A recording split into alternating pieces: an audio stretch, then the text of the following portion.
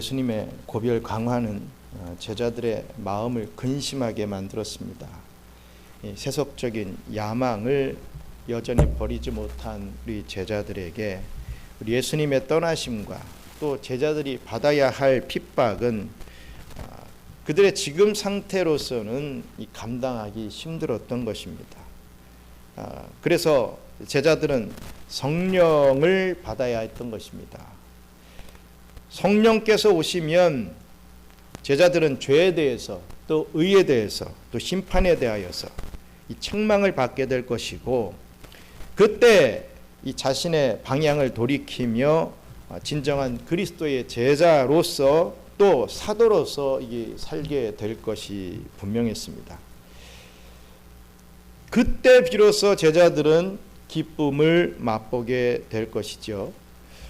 성령의 책망으로 변화된 제자들은 세상이 줄 수 없는 하나님만이 주시는 기쁨을 맛보게 되어 있는 것입니다. 그렇습니다. 우리 기독교는요, 기쁨을 누리는 진리 체계를 가지고 있습니다. 존 파이퍼 목사님은 기존의 율법적이고 또 고행주의적인 기독교의 단면을 꼬집으면서 이런 말을 합니다.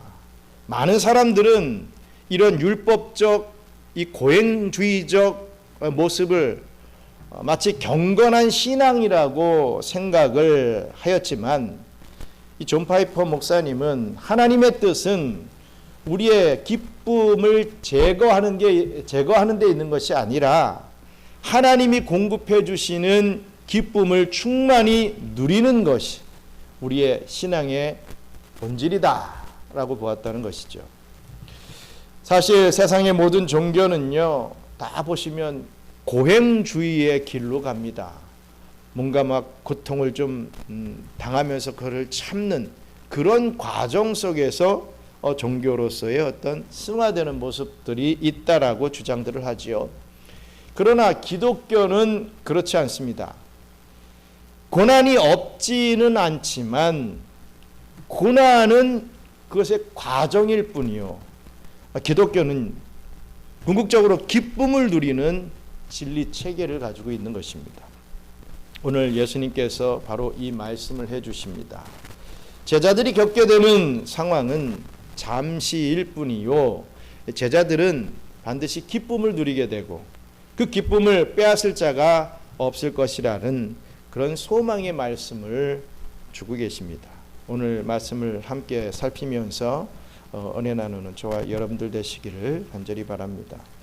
먼저 첫째로 조금 있으면 겪게 되는 기쁨이 있다라는 것을 분명히 말씀해 줍니다. 요한복음 16장 16절 말씀 같이 읽겠습니다. 조금 있으면 너희가 나를 보지 못하겠고 또 조금 있으면 나를 보리라 하시니. 아멘. 보시면 예수님은 조금 있으면 이라는 이 표현을 이렇게 두 번이나 반복하십니다. 보지 못한다고 하셨으면서 또 보리라 라고 하는 조금 이해하기 힘든 선문답 같은 말씀을 하신 것이죠. 이치에는 맞지 않지만 정말 진리의 말씀을 지금 해 주시는 것입니다. 우리는 성경의 이 성취를 보았으니까 이 말씀의 뜻을 어렵지 않게 이해할 수 있습니다. 즉, 이 첫 번째 조금 있으면이라는 말은 겪게 되는 십자가 죽으심으로써 이 보지 못하게 될 것이다 라는 것을 뜻합니다. 조금 있으면 십자가의 죽음으로 이제 너희와 나는 보지 못하게 될 것이다, 이런 의미라는 거죠. 또 두 번째 조금 있으면은 부활을 통해 제자들은 다시 주님을 보게 될 것이고, 더더욱 우리 예수님께서 승천하시겠지만 누가요? 성령님께서 이제 오셔서 우리와 함께 하심으로 예수님과 영원히 함께 하게 될 것을 이렇듯 말씀하시는 것입니다. 조금 있으면 십자가로 인하여 너희와 나는 보지 못하게 될 것이지만 또 조금 있으면 내가 부활 승천하고 성령님이 함께 오셔서 너희와 함께 있을 것이다 라는 그런 의미의 말씀인 것이죠. 그러나 제자들은 이 말씀을 알아듣지 못했습니다. 우리 17절로 18절 말씀 같이 읽겠습니다. 제자 중에서 서로 말하되 우리에게 말씀하신 바 조금 있으면 나를 보지 못하겠고 또 조금 있으면 나를 보리라 하시며 또 내가 아버지께로 감이라 하신 것이 무슨 말씀이냐 하고 또 말하되 조금 있으면 이라 하신 말씀이 무슨 말씀이냐 무엇을 말씀하시는지 알지 못하느라 하늘. 아멘. 보시면 제자들은 웅성웅성거립니다. 그러면서 서로 묻고 있습니다. 아니 도대체 예수님의 저 말씀이 아니 무슨 말이냐 도대체 이해가 되지 않는다.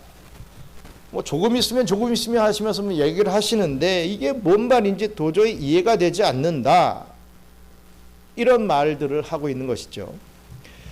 예수님의 제자들은 정말 앞으로 당하게 될 일에 대해서 상상조차 못하고 있는 것을 볼 수가 있습니다. 뭔가 뭐 느낌은 있죠. 이 상황이 좀 이상하게 돌아간다. 이게 뭐지? 우리의 예상과는 좀 다른 내용으로 이 상황이 좀 돌아가고 있는 것 같다. 그런 느낌은 받고 있지만 예수님이 십자가에 달려 죽으시리라고는 또 다시 살아나시리라고는 생각할 수 없는 그런 일이었다는 거죠. 그래서 우리 예수님은 거기서 그치지 않고 또 말씀을 해 주십니다. 아주 자세하게 또 설명을 해 주시죠. 요한복음 16장 19절로 20절 같이 읽겠습니다. 예수께서 그 묻고자 함을 아시고 이르시되 내 말이 조금 있으면 나를 보지 못하겠고 또 조금 있으면 나를 보리라 함으로 서로 문의하느냐. 내가 진실로 진실로 너희에게 이르노니 너희는 곡하고 애통하겠으나 세상은 기뻐하리라. 너희는 근심하겠으나 너희 근심이 도리어 기쁨이 되리라. 아멘. 제자들이 이해하지 못하는 것을 보시고 우리 예수님은 다른 또 표현을 써셔서 앞으로 되어질 일에 대해서 말씀을 해 주십니다. 즉 제자들은 눈물을 흘리고 애통하지만 세상은 기뻐한다고 했는데 이것은 예수님의 십자가 죽음을 뜻하는 말입니다. 이 일로 제자들은 근심을 하게 될 것이라는 거죠. 하지만 이 근심 때문에 즉 예수님의 죽으심 때문에 제자들은 기쁨을 누리게 되는데 이는 예수님의 부활과 성령 강림으로 얻게 되는 그런 기쁨을 누리게 된다는 뜻입니다. 그리고 비유를 들어서 또 말씀을 해 주십니다. 21절 같이 읽겠습니다. 여자가 해산하게 되면 그때가 이르렀으므로 근심하나 아기를 낳으면 세상에 사람 난 기쁨으로 말미암아 그 고통을 다시 기억하지 아니하느니라. 아주 현실적인 비유를 들어서 설명해 주십니다. 뭐 액면 그대로 뭐 다 특히 우리 여자분들이라면 더 다 잘 아실 그런 비유의 말씀입니다.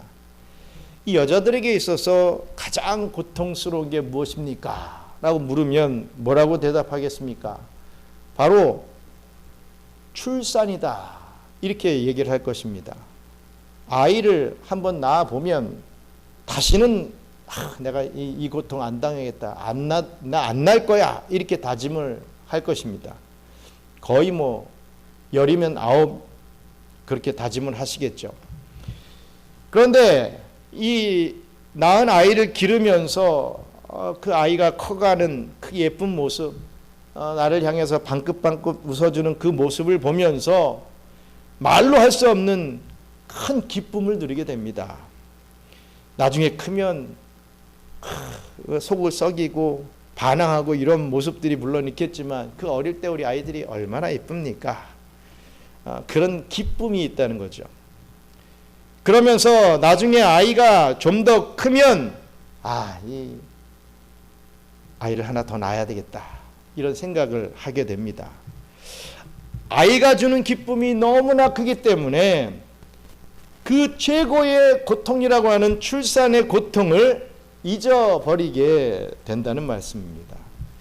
그래서 예수님은 너희가 조금 있으면 고통을 당하게 되지만 그러나 이 고통을 잊을 만큼 이 부활의 영광, 이 성령 강림의 영광이 정말 큰 기쁨이 된다.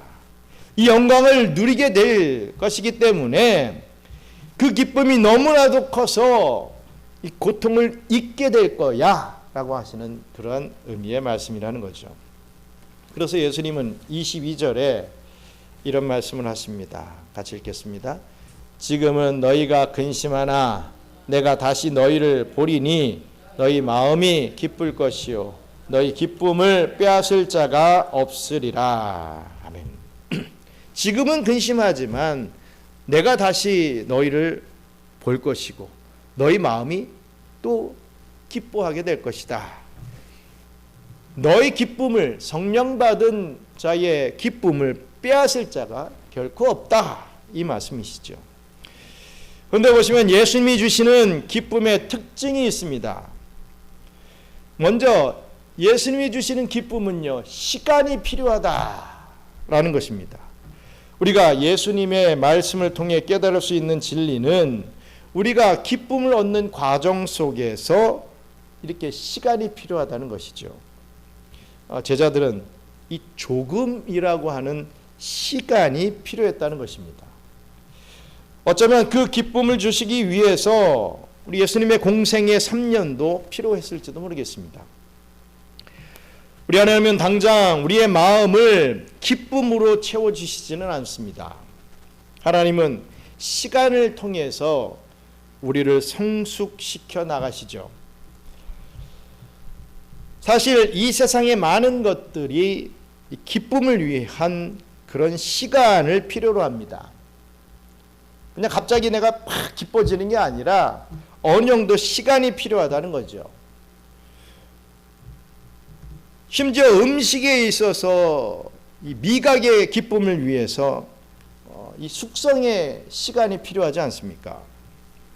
그래서 뭐 어떤 반죽을 해도 막 반죽해서 바로 막 음식을 만드는 게 아니라 조금 뒀다가 조금 숙성시켰다가 그걸 하면 뭐 면이라든지 뭐 이런 부분도 막 쫄깃한 게 느껴지고 더 찰지고 하는 그런 식감을 얻게 되지 않습니까?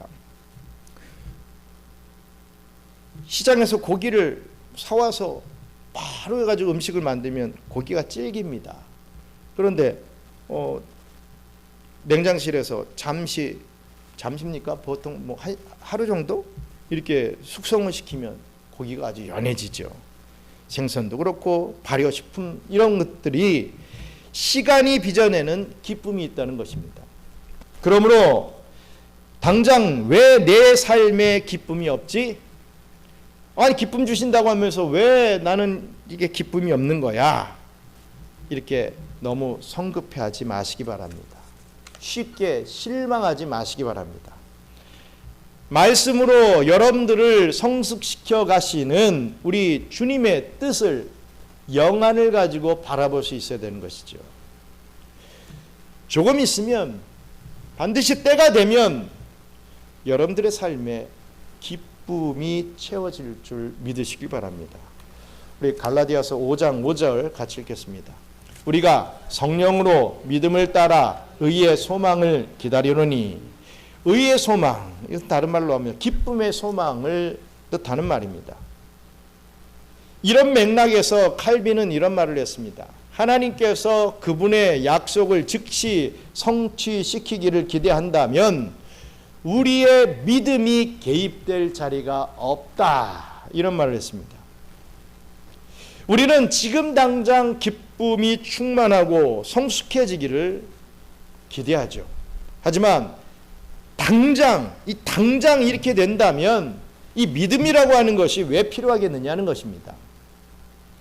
믿음이 설 자리가 없게 된다는 거죠.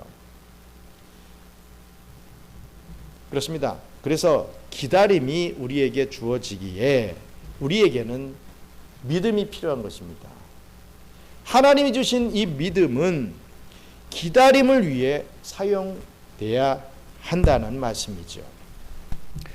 또 예수님이 주시는 기쁨의 특징 두 번째는 고통을 통과하는 과정을 통해서 기쁨이 주어진다는 것입니다.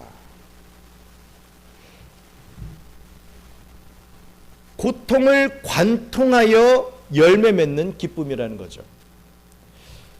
바로 기쁨을 주시지 않으시고 십자가라고 하는 예수님과의 이별이라고 하는 이 고통의 과정을 주신다는 것입니다. 베드로는 이것을 온전히 체험을 했습니다. 베드로 전서 4장 13절 말씀을 같이 읽겠습니다.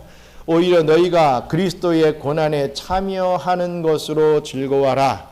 이는 그의 영광을 나타내실 때에 너희로 즐거워하고 기뻐하게 하려 함이라. 아멘.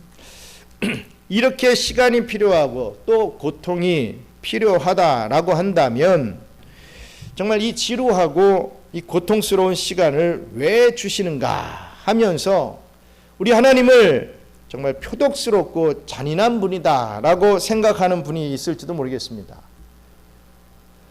그러나 기쁨의 소망을 가지고 기다리는 것은 여러분 그리 힘든 일이 아닙니다. 기쁨의 소망은 오늘의 고통을 이겨내게 만듭니다. 또 그 고통까지도 감사하게 만드는 신비한 방편이 된다는 거죠. 앞으로 다가오는 기쁨의 소망은 오늘을 기쁘게 살아가는 원동력이 됩니다.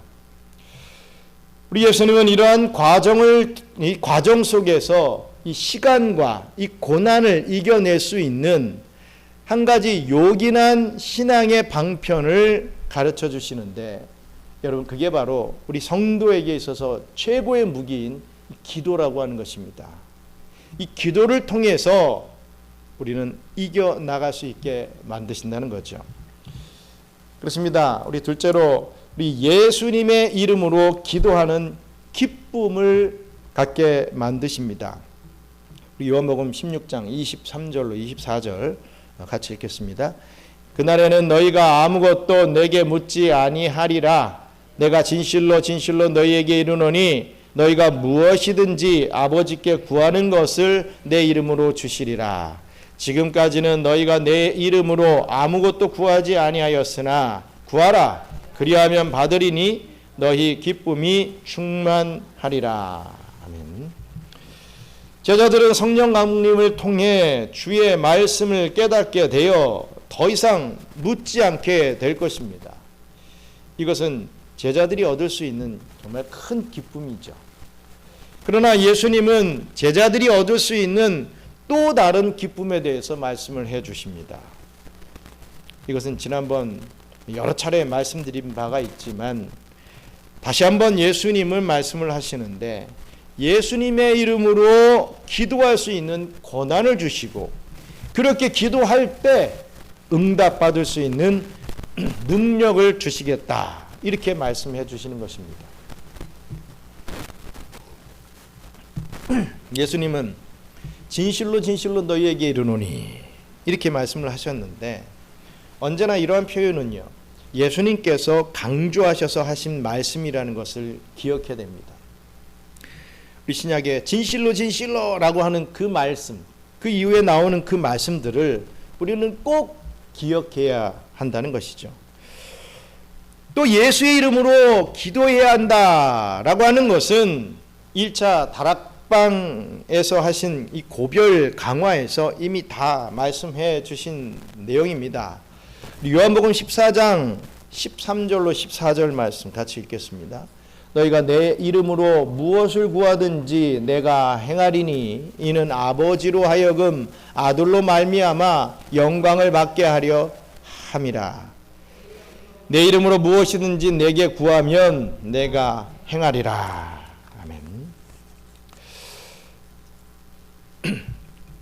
너희가 내 이름으로 무엇을 구하든지 내가 행하리니 이는 아버지로 하여금 아들로 말미암아 영광을 받으시게 하려 함이라. 내 이름으로 무엇이든지 내게 구하면 내가 행하리라. 제1차 다락방에서 이 고별 강화를 말씀해 주실 때 우리 분명히 너희들은 내 이름으로 구하라 라고 말씀해 주셨다는 것이죠. 또 이동하시면서 하신 2차 고별 강화 중에서도 또 한 번 이런 말씀을 해 주시는 것을 보게 됩니다. 요한복음 15장 16절 후반부 같이 읽겠습니다. 또 너희 열매가 항상 있게 하여 내 이름으로 아버지께 무엇을 구하든지 다 받게 하려 함이라. 아멘. 너희 열매가 항상 있게 하여 내 이름으로 아버지께 무엇을 구하든지 다 받게 하려 함이라. 제자들은 이제껏 그때까지는 예수님의 이름으로 기도해 본 적이 없었습니다. 그러나 이제 앞으로 우리 제자들은 예수님의 이름으로 기도해야만 했던 것입니다. 이때부터요. 이 부분에 대해서 지난번 우리 요한복음 14장 13, 14절을 설교를 하면서 제가 설명했던 적이 있는데 다시 한번 그것을 요약해 드리자면 예수님의 이름으로 기도한다라고 하는 것, 여기서 이름이라고 하는 것은 첫째로 히브리적 사고에서 우리 인격, 존재, 어떤 정체성을 의미하는 것입니다. 그래서 예수님의 성품에 맞게 구하고 예수님께서 가르쳐 주신 대로 구하게 되면 반드시 이루어 주신다라고 하는 그런 의미라는 거죠. 여러분, 그래서 이 기도는 우리 마음대로 하는 것이 아닙니다. 그리스도의 인격, 그리스도의 존재, 그리스도의 정체성에 맞게 기도를 해야 된다라는 그런 뜻입니다. 이와 관련된 예화가 있지요. 우리 토레이 목사님이 호주에서 집회를 하던 중에 한 쪽지를 전달받게 됩니다. 그 쪽지에는 이런 말이 써 있습니다. 목사님, 저는 지금 혼란에 빠져 있습니다. 저를 소개하자면 저는 장로 교인으로서 30년 동안 교회를 다니면서 정말 확고부동한 신앙으로 살아왔습니다. 25년 동안 주일학교 교사와 또 교장으로 봉사해 왔고 20년 동안 한 교회 장로로 섬겨왔습니다. 그런데 하나님께서 저의 기도에 응답을 하시지를 않으시니 도무지 제가 이해할 수가 없습니다. 이렇게 신앙으로 신앙생활 잘하며 신앙으로 다져온 저인데 왜 저에게는 기도 응답이 없습니까? 그 이유에 대해서 설명을 좀 해 주십시오 라고 하는 쪽지를 전해받게 됩니다. 이튿날 저녁 토레이 목사님은 이 강단에서 그 질문에 대해 대답을 해 주십니다. 그의 대답은 이것이었죠. 이렇게 오래도록 훌륭하게 하나님을 섬겨온 분이 기도 응답을 받지 못하는 이유가 있습니다. 그 이유는 예수님의 이름이 아니라 자신의 이름으로 기도했기 때문입니다. 이런 답을 했습니다. 이게 무슨 말입니까? 만일 하나님께로부터 기도의 응답을 받기를 원한다면 우리는 하나님으로부터 기도의 응답을 받을 권리가 있다라고 하는 생각을 완전히 포기해야 한다라고 하는 그런 의미입니다. 여러분, 우리 중에 그 누구도 하나님으로부터 무엇을 받을 자격이 없습니다. 그런 자격이 있는 사람은 없다 이거죠.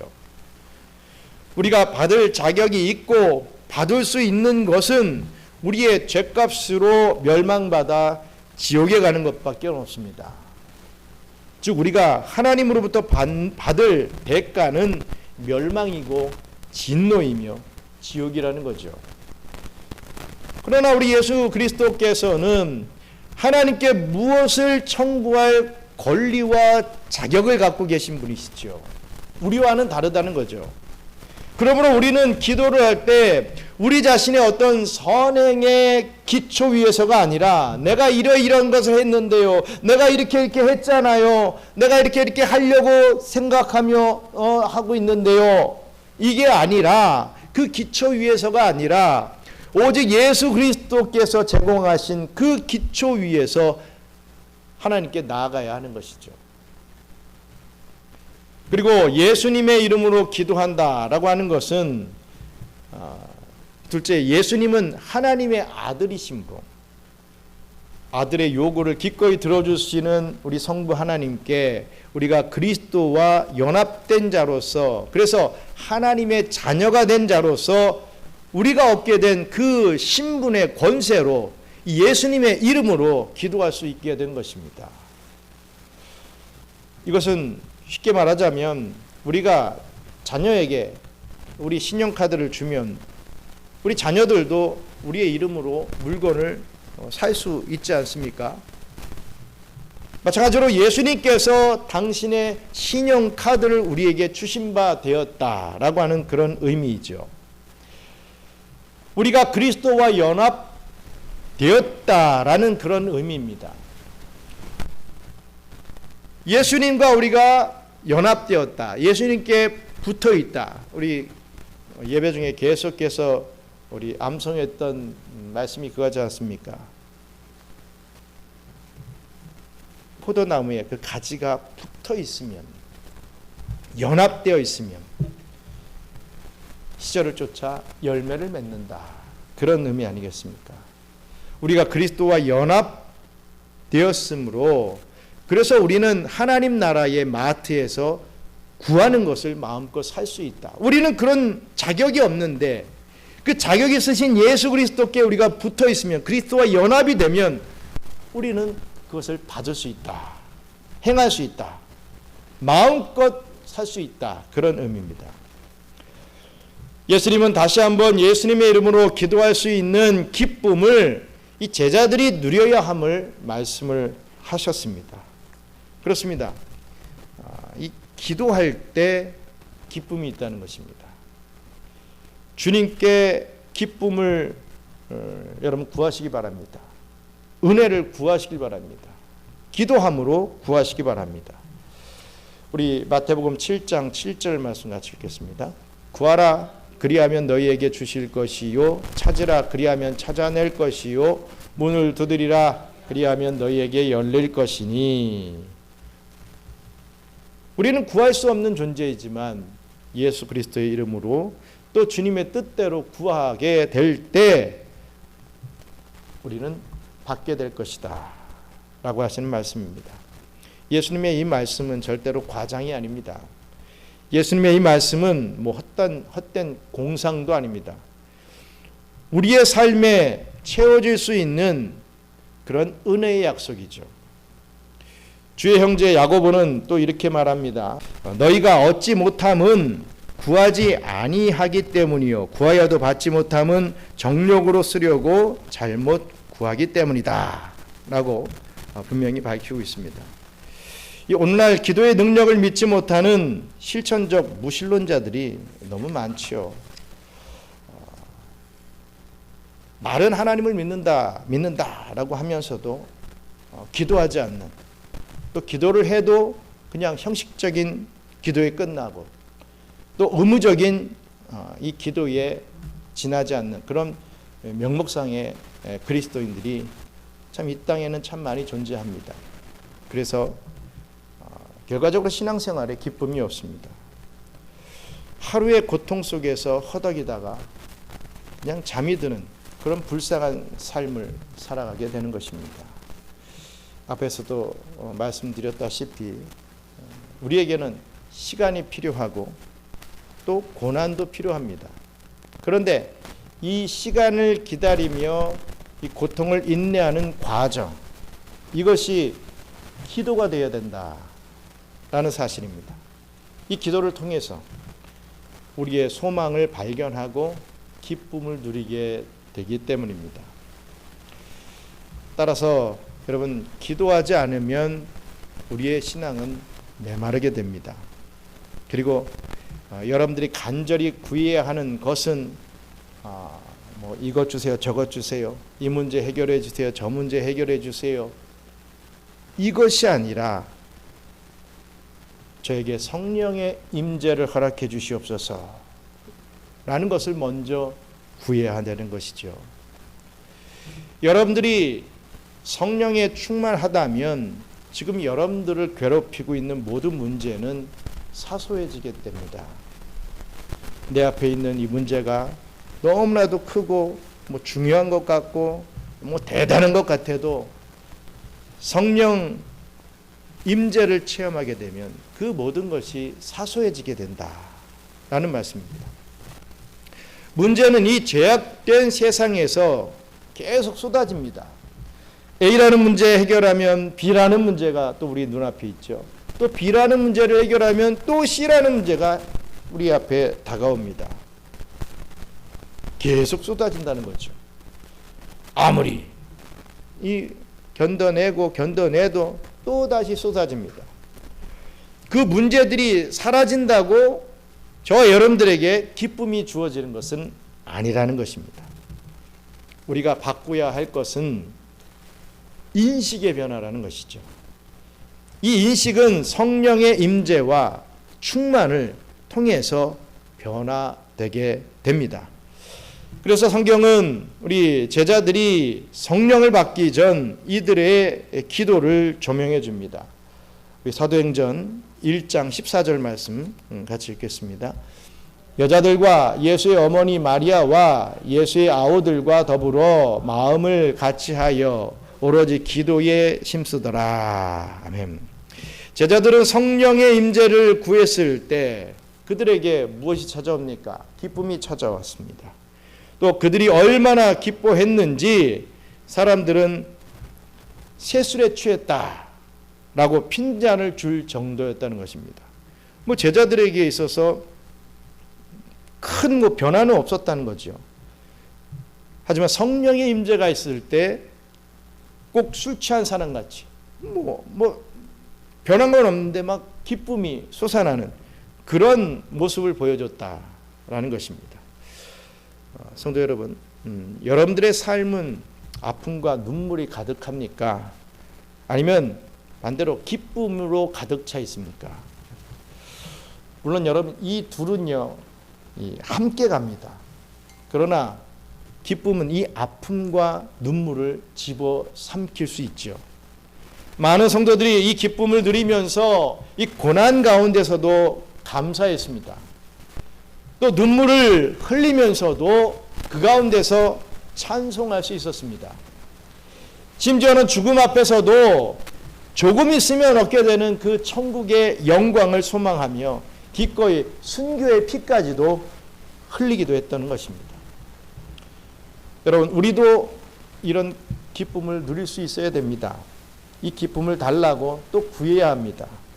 주님은 이 기쁨을 우리에게 주시기를 원하고 계십니다. 이 기쁨은 구약에 약속된 것이었습니다. 우리 스가랴 2장 10절 읽겠습니다. 여호와의 말씀에 시온에 따라 노래하고 기뻐하라. 이는 내가 와서 내 가운데 머물 것임이니라. 노래하고 기뻐하라. 내가 와서 너희 중에 임할 때 너희들은 항상 기뻐할 것이다 라고 분명히 약속하셨죠. 그리고 이 약속은 신약에 성취되고 또 오늘날의 우리들에게도 성취될 말씀이라는 것입니다. 이 말씀이 성취되었다는 것이죠. 요한복음 15장 11절 말씀 제가 읽겠습니다. 내가 이것을 너희에게 이름은 내 기쁨이 너희 안에 있어 너희 기쁨을 충만하게 하려 함이라 라고 했습니다. 이 기쁨을 충만히 누리며 살아갈 수 있는 저와 여러분들이 되시기를 주님의 이름으로 축원합니다. 우리 함께 기도하겠습니다. 그렇습니다. 우리에겐 시간이 필요하고 또 그 고통의 과정들을 또 이겨나갈 수 있는 그런 성령 충만의 은혜가 필요합니다. 지금 우리의 삶을 되돌아보면서 과연 나는 그 삶에 매몰되어서 그냥 슬퍼하는 삶을, 그냥 걱정과 근심하는 삶을 살고 있는지, 아니면 성령님의 그 충만한 은혜로 나의 삶이 지금 변한 것은 없지만 반드시 우리 주님께서 이루어 주실 줄 믿고 또 소망 중에 기쁨으로 살고 있는지를 한번 생각해 보시면서 우리 성령 충만함을 허락해 달라고 우리 함께 기도하겠습니다.